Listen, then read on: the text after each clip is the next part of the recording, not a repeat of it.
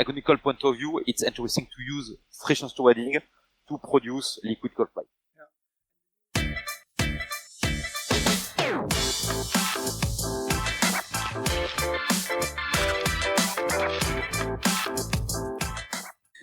Hi, I'm Lieven, CEO of Diabatix and host of the TheCoolingChannel podcast. In this podcast, I interview experts and leaders in the field of thermal engineering. In today's episode, I will be talking to Laurent Dubourg of the French company StirWeld, a company he started himself a few years ago. StirWeld is selling and promoting friction StirWeld solutions for liquid cold plates to the automotive industry. Hi, Laurent. Welcome to the show. Thank you. Hi. Laura, so maybe can you to kick off? Can we maybe just start with a short introduction from your end, so that people that haven't met you before, don't know you yet, that they get a little bit of a feeling of who you are. Yeah. So my name is Laurent Dubourg. I'm StirWeld CEO. Short background: I'm mechanical engineer, and after I got my PhD on aluminium. Additive manufacturing. So that was 20 years ago. And after I moved to Canada, where I was a researcher on new welding technologies. So on aluminium, so aluminium laser welding and friction stir welding. So I discovered friction stir welding in Canada. After I moved back in France in another research lab, it was 30 years ago. And I co-founded StirWeld 5 years ago. So I left my research life to become an entrepreneur and to co-found this company. All right, so you have a very strong researcher background then. Eh? But your current role is you're the CEO then of StirWeld. Yeah. Okay. Exactly. All right, and StirWeld itself, yeah, I know the company. We've been chatting already quite a few times. But what does can you, like, in a nutshell, what does StirWeld do exactly? What's the value you bring to the world of thermal engineering? So we supply FSW equipment to industrial companies. So FSW is for friction stir welding. So I'm going to use a lot this acronym FSW for friction stir welding. So we supply a machine for welding, for friction stir welding. We supply tools, and also we supply what we call prototyping. That means we perform prototype using this new manufacturing technology, and we supply also training. So we supply all you need to integrate friction stir welding in your company. Okay, and are you the only ones with doing that with the friction stir welding? No.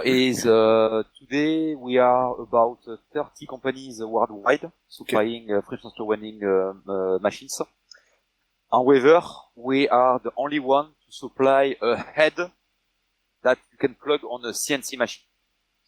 And what is the idea is all our competitors supply dedicated special gantry machines, and the main drawback is the cost. So first price for a small one is €500,000, and when you start to get a large friction stir welding machine, the price is 1 to 2 million euros. And our value is we develop and commercialize a head that you can plug on any CNC machine, and the cost of this head is less than €100,000. So basically, our machine do exactly the same as our competitors, but for a cost reduced by 5 to 10 times. Yeah. Okay, so that also makes it much easier, of course, for new companies or companies considering friction stir welding to start to adopt it. I guess. Yes, and mainly liquid cold plate supplier. That's why I'm here in your podcast, and because we work a lot to develop liquid cold plate assembly by friction stir welding, and why? Because as we reduce the cost of the friction stir welding, our customer can manufacture a low batch of liquid cold plate, And because most of the time it's when you produce liquid core plate is for most of thermal management companies, we are speaking about batch lower than 50, 100 parts per year. Mm-hmm. And the problem is previously using this very expensive machine, the ROI was not there. Using this 1 million euro machine, and so by reducing the cost to access to friction stir welding, now it's economical. From economical point of view, it's interesting to use friction stir welding to produce liquid cold plate. Yeah, and did you already know the moment that you started the company that the liquid cold plates would be the type of product you would focus on? Yeah, I guess not, because it's especially for those volumes. I can imagine it's not the first kind of product you were thinking of. Yeah. So how did you how did you end up then in the thermal engineering world? Thanks to customers. In fact, we have a website, of course, and some liquid core plate companies ask to discover friction stir welding process and send us CAD file, and slowly we discover this market of thermal management. And friction stir welding is dedicated to weld aluminium, and as you know, most of the liquid core plate are made in aluminium or copper, but we can also weld copper with friction stir welding. Okay, so so you entered and you started your company as a researcher, becoming a CEO. Already quite a step. Speaking from experience, that's a whole different angle. And then you start working on type of products that you're probably less familiar with from your background, the liquid cold plates. But what surprised you then the most when because suddenly you're part of the thermal engineering community, speaking to people with 20 years of experience in cold plate design, which have basically tested all different manufacturing techniques and consider all different options to how to get to the best or the cheapest cold plate possible. Was there something that's really surprised you that you could say, okay, this is really something I didn't expect when we made the step towards promoting it for cold plates as well? Yeah, it's but in first point is when you start a company, you commercialize a technology. So I commercialize friction stir welding technology. Okay, but my customers are not interested by friction stir welding. Our customers are interested to get a solution for the customer problems. And today, what it was so very surprising for me that when you look to thermal management market and customers, is you design the liquid core plate and after you manufacture the liquid core plate. And when you design, and you know better than me, you have a software and very advanced software with very finite element modeling. So there are a lot of innovation regarding the design of liquid core plate. Yeah, and so on the development of software to help the designer to design it, and also in terms of products, for example, actually, and you know better than me, is the revolution of the dual phase liquid core plate to remove the pump to save energy, etc. So a lot of innovation on design. And now after you move to manufacturing, and this is there is almost no innovation. Less innovation, I say. Why? Because liquid core plates are made for now 40 years with the same manufacturing processes. And basically there are two main processes. The first one is to insert a copper tube inside the aluminum plate. And so it's very complex because you have to bend to machine, and what is crazy is you place glue to get a good thermal conductivity between your copper tube and the plate. So you use a very smart software, and you had this polymer, and you have a thermal barrier between your channel and the plate. Okay. And the second process is vacuum brazing. And vacuum brazing, yes, it's a very smart and powerful process, but it's a very complex one. Why? Because first you have to clean the liquid core plate before brazing. So you use acid to etch the plate before brazing. You braze most of the time is you cook your liquid core plate during 8 hours into vacuum brazing furnace. Mm-hmm. And after you perform heat treatment, because as you heat up the aluminium, you don't have mechanical strain. So to get new, you have to perform heat treatment after brazing. So it's a very, very complex manufacturing process. And what it was, to answer shortly, it's a lot of innovation on design and few innovation on manufacturing of liquid core plate. Yeah. And now, speaking from experience, when you launch a product or a new service in a new market, of course, it doesn't go as not everything goes as planned. So, have you also experienced some struggles then when with the thermal engineering context, especially for that for that field? Yeah. Yes, because my job is to replace these old processes by new one. And there are today two new processes to manufacture liquid core plate is additive manufacturing and friction stirring. Yeah. And today the main problem is these processes are not very well known, first point. And second point, you have to qualify this part. And for example, by using friction stirring, you reduce the manufacturing cost by 10. Mm-hmm. And, okay, you arrive it's divided by 10. Okay, yes, but the process is new, so you have to qualify this process. And today, this is the main concern, is project after project, we have to qualify to prove over and over again that it actually works and is leak tight and because people don't know it yet, I guess. Yeah. And quality control, okay, now you print it or you weld it, okay, yeah, but how do you control this new product?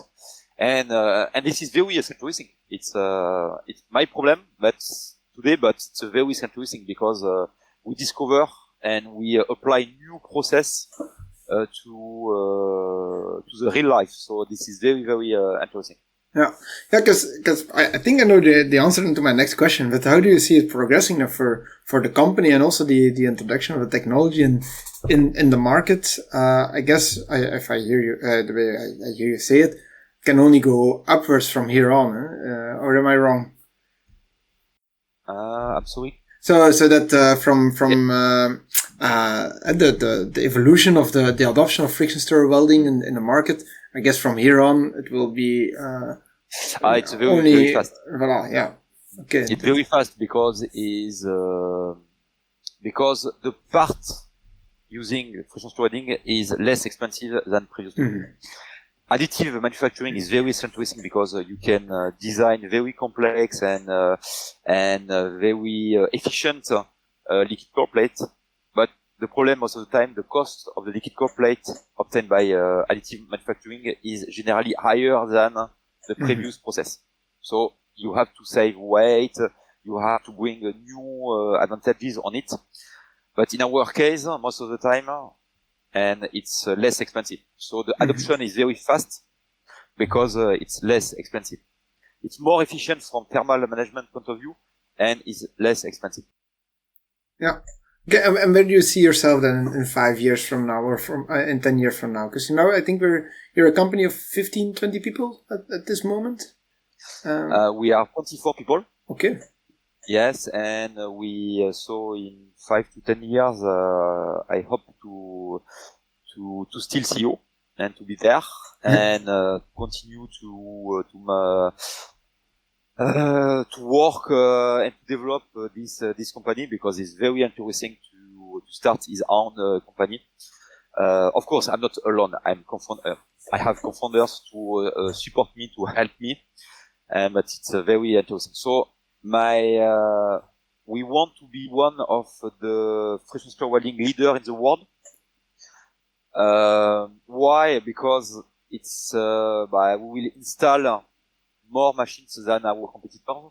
Why? Because our machines are 10 times less expensive than our competitors. And so today we have installed 29 heads worldwide. Next year we will install 25 heads, and we guess 50 heads in 2 years. So it's how I see my future in 5 to 10 years. All right. So you say you see yourself as a CEO still. Well, speaking from experience, that's probably the best job in the world. I guess, also coming from the research background that I have myself, it's a big step there. Can you, can you convince yourself not to stay away from the technical part and the technical developments yourself? Still enough to keep some distance there, or is it also a struggle for you? No, it's I learn every day. It's I still learning, and I learn my job all the day. Every day I learn my job of CEO, because first is you don't learn at school, then mainly myself, and as we have performed technical studies, so we didn't learn at school. It's what is very interesting, because you still learning all the time, and of course when you after technical aspects, you have to learn sales aspects, because of course it's fun to develop new product, but next step is you have to sell this product. Mm-hmm. So you have to I learn about sales, and also I learn about management, because when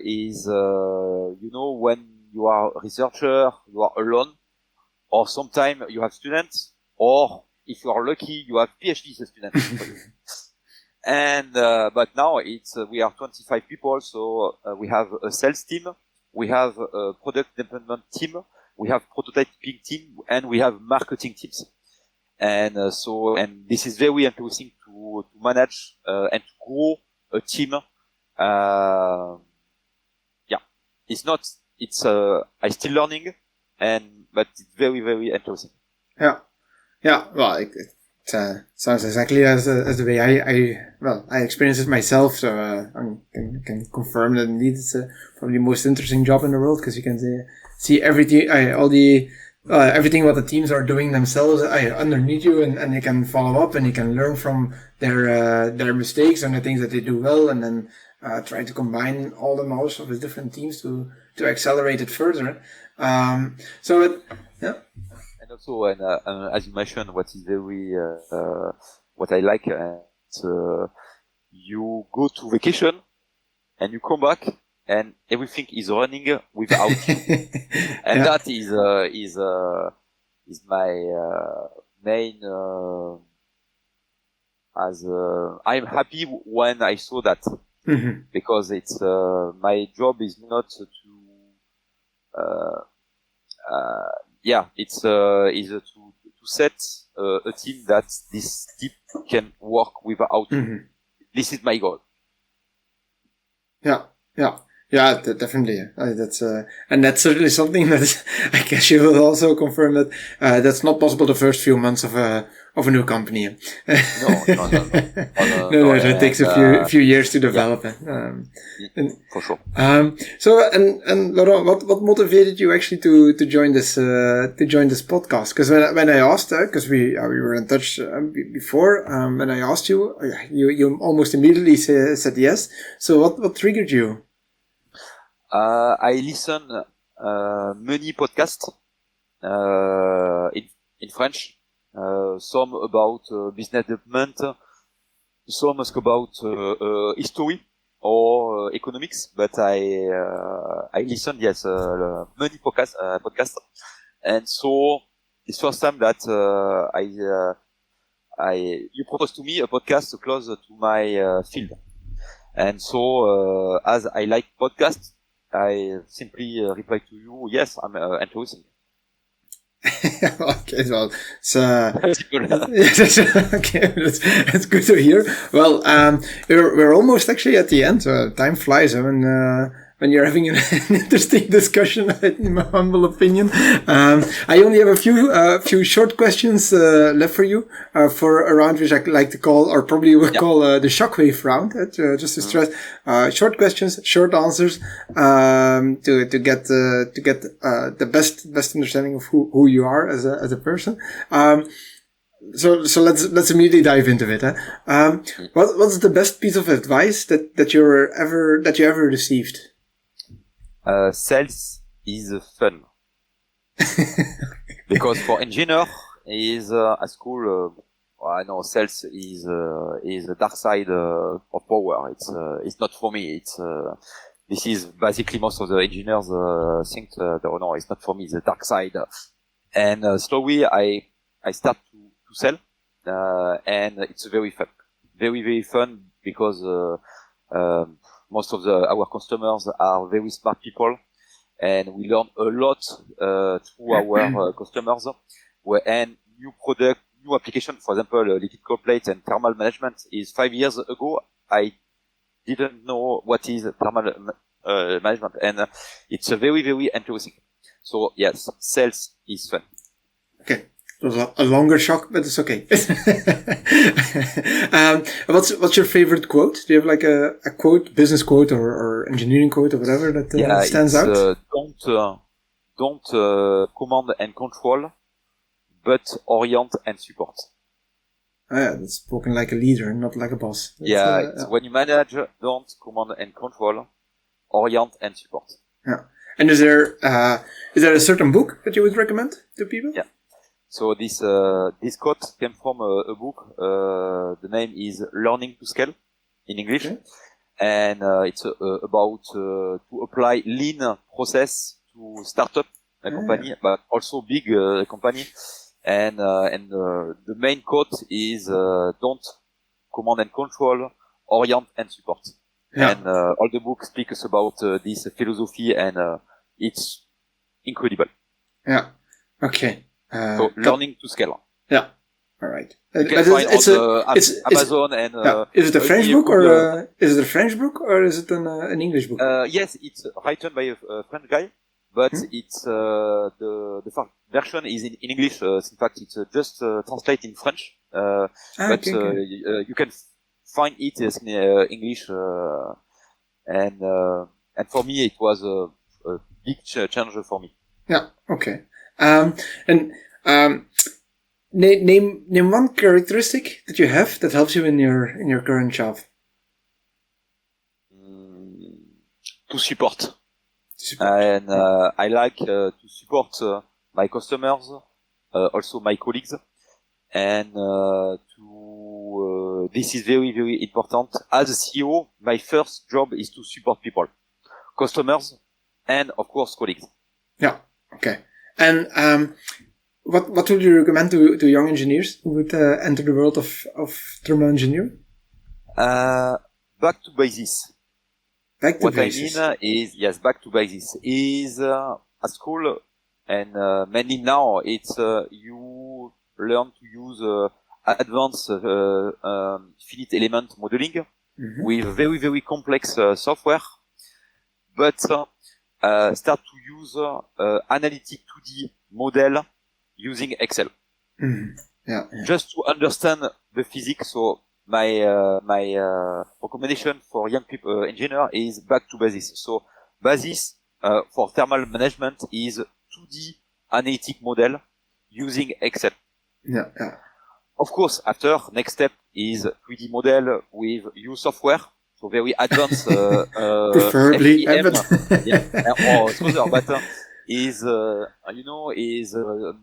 because when you use a complex software, you can quickly lose the result. Mm-hmm. But when you use a 2D model with simple equations, you understand what you are doing. So back to basic. All right. Last question. Who should I invite next for my next podcast? Any recommendations? I recommend to invite you my customer Ahmed Zaglol. So he's previous Mersen CEO in Canada, and he left Mersen. So Mersen is one of the main liquid plate supplier in the world, and he left this very comfortable position as Mersen Canada CEO to start his own company. So very small startup company to produce liquid core plate. So it's very interesting because he's an expert on liquid core plate and thermal management, and he switched from large company to a startup company. Yeah. So I recommend to. All right, let's try to make that happen. Laurent, that was my last question. I would like to thank you a lot for your time. It was for me a really enjoyable discussion. So I'm looking forward to continue the discussions off screen, and then maybe next time in the podcast as well. Thank you very much, and congratulations for this initiative, because it's fun to see podcasts dedicated to engineers and on technical aspects of engineering. So thank you for your work, and I wish you a long podcast period. Right. Thank you. Okay. Bye. Right. Bye. I hope you enjoyed this episode. If you want to hear more, don't forget to subscribe, and see you next time.